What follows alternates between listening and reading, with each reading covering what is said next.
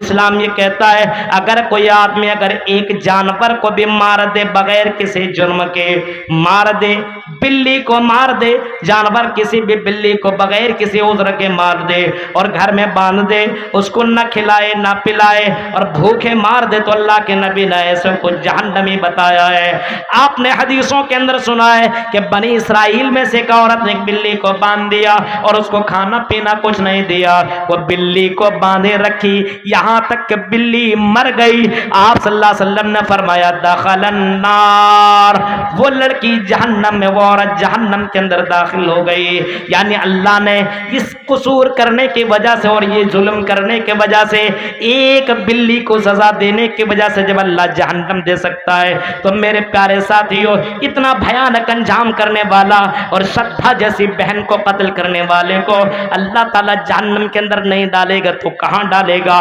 اسلام اس کی اجازت نہیں دیتا ہے، اس کی تعلیم نہیں دیتا ہے۔ مرنے کے بعد کی اگر زندگی کا اگر یقین ہو تو آدمی یہ سب برائیوں سے اپنے آپ کو بچے گا اور مارنے سے پہلے اپنے ہاتھ کو روکے گا۔ محمد رسول اللہ صلی اللہ علیہ وسلم کی زندگی دیکھو، اللہ کے نبی کا آخری ٹائم ہے، اللہ کے نبی نے اپنے صحابہ کو بلایا اور صحابہ کو بلانے کے بعد آپ نے فرمایا میرے صحابیوں اور میرے ساتھیوں، اگر میں نے تمہارے ساتھ کبھی ظلم کیا ہے، اگر میں نے کسی کو مارا ہے تو اے میرے صحابیوں میری پیٹھ حاضر ہے، لو مجھے مار لو۔ اے میرے ساتھیوں بدلہ لے لو، اے میرے ساتھیوں دنیا کے اندر بدلہ لے لو۔ مرنے کے بعد محمد تمہیں کیا دے گا؟ اسی دنیا کے اندر مجھ سے بدلہ لے لو۔ ایک صحابی کہتے ہیں کہ اللہ کے نبی فلاں جنگ میں آپ کی لاٹھی، آپ کی چھڑی میرے پیٹھ کے اوپر لگ گئی تھی، اے اللہ کے نبی میں بدلہ لینا چاہتا ہوں۔ اللہ کے نبی صلی اللہ علیہ وسلم نے کہا لو میری پیٹھ حاضر ہے، تم بدلہ لے لو۔ اس نے کہا کہ اللہ کے نبی میں ایسے بدلہ نہیں لوں گا، جب آپ کی چھڑی میرے جسم کو ٹچ کی تھی اس وقت آپ میرا بدن کھلا ہوا تھا، یعنی میری پیٹھ کھلی ہوئی تھی۔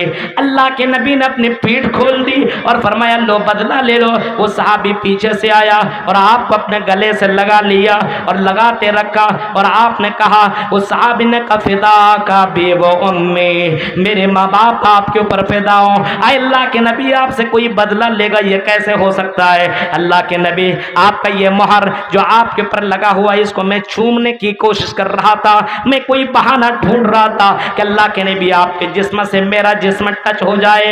اے اللہ کے نبی آپ کے جسم سے میرا جسم اگر ٹچ ہو جائے تو ہو سکتا ہے اللہ تعالیٰ اس کی وجہ سے مجھے جنت الفردوس کے اندر جگہ دے دے۔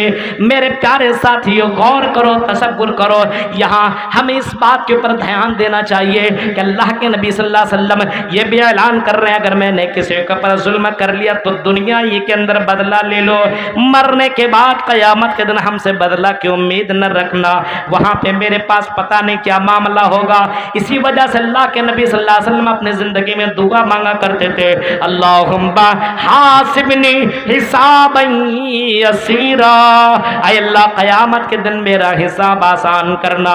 پتہ یہ چلا مرنے کے بعد انسان کو دوسری زندگی ملے گی اور اپنے قبروں سے اٹھایا جائے گا اور اسی زمین کے اندر، اسی زمین کے اوپر میدان محشر قائم کی جائے گی۔ تحشر الناس یوم القیامہ حفاۃ عراۃ غرلا تحشرون، اللہ کے نبی صلی اللہ علیہ وسلم فرماتے ہیں تم لوگوں کو میدان محشر میں جمع کیا جائے گا اور میدان محشر میں لوگ آئیں گے تو پیدل آئیں گے۔ اللہ کے نبی فرماتے ہیں کچھ لوگ ایسے آئیں گے جس کے جسم میں کوئی کپڑا نہ ہوگا اور پیر کے اندر جوتا چپل بھی نہ ہوگا اور بغیر ختنہ کیے ہوئے میدان محشر میں سارے کے سارے جمع ہوں گے۔ حضرت عائشہ کہتی ہیں اللہ کے نبی قلت یا رسول اللہ، اے اللہ کے نبی یہ بتائیے الرجال والنساء ينظر بعضهم الى بعض، کیا مرد اور عورت ایک دوسرے کو دیکھیں گے؟ اے اللہ کے نبی مرد اور عورت ایک دوسرے کو دیکھیں گے تو مرد اور عورت جب ایک دوسرے کو دیکھیں گے تو عورتوں کی حالت بہت ہی عجیب و غریب ہوگی، مارے شرم کے تو بے ہوش ہو جائیں گی۔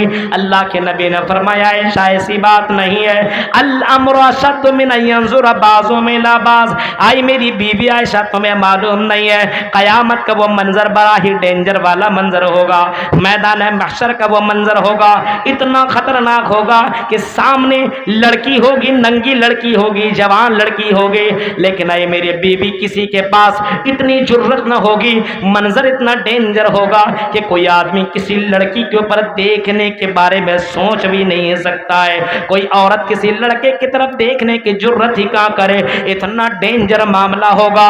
ये सूरज जो तुम्हें दिखाई दे रही है 9 करोड़ 30 लाख मील की ऊंचाई के ऊपर, तो इतनी शम्स यौमल क़यामत, ये क़यामत के दिन ये सूरज इतना करीब आ जाएगा, इतना करीब आ जाएगा, 1 मील के फासले पर आ जाएगा। और बास किताबों के अंदर इतना लिखा है कि यहाँ इतना करीब होगा, इतना करीब होगा कि आदमी अपने हाथ से छूना चाहेगा तो छू लेगा। और सूरज के अंदर जितने भी पर्दे लगे हुए हैं, ये सूरज के तमाम पर्दे को अल्लाह ताला छोड़ देगा, खत्म कर देगा।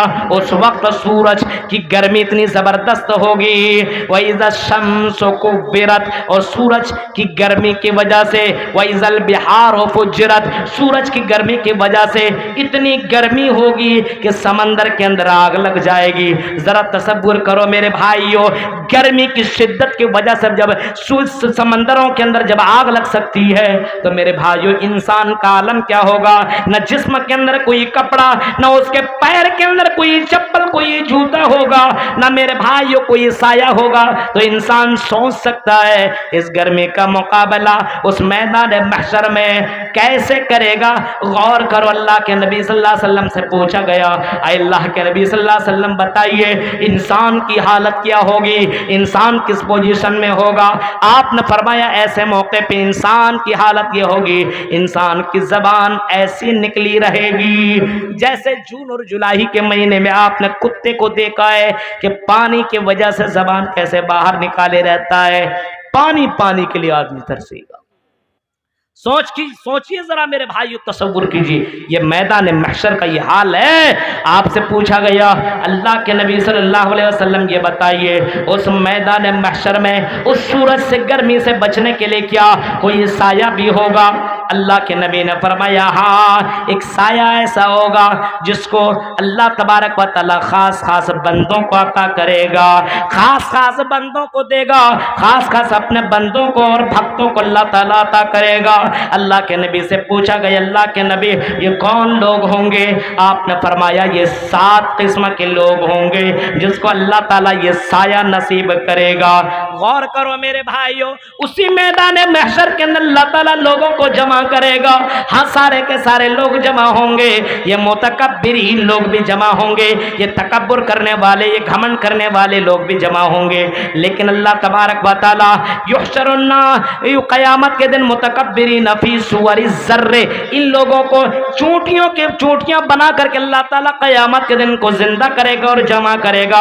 और ऐसे लोग भी मैदान महशर के अंदर लाएंगे जो दुनिया के अंदर अपने माल को खर्च नहीं करते, माल को खर्च नहीं करते, जमा जमा करके रखते हैं। मस्जिद तो कोई भी बना सकता है, ऐसा कोई मालदार इतने लोग हैं तिनपनिया में, आसपास में कितने लोग हैं, मस्जिद बना सकते हैं। घर देखिए लोगों के बहुत अच्छे अच्छे मकानात हैं, लेकिन मस्जिद बनाने के लिए आदमी के पास पैसा देने के लिए वो जज्बा और हौसला नहीं है।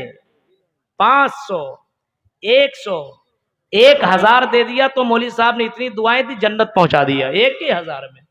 अरे भाई ये तो फर्ज है आपका, ये तो मालूम है, ये तो अल्लाह का घर है, ये बनाओ तुम, ये तो तुम्हारे ऊपर बनाना जरूरी है। हाँ, अपने घर और अपने मकान को तुम अच्छे तरीके से बनाते हो, मार्बल वगैरह लगाते हो, क्या तुम अल्लाह के घर को तुम खूबसूरत नहीं बना सकते हो।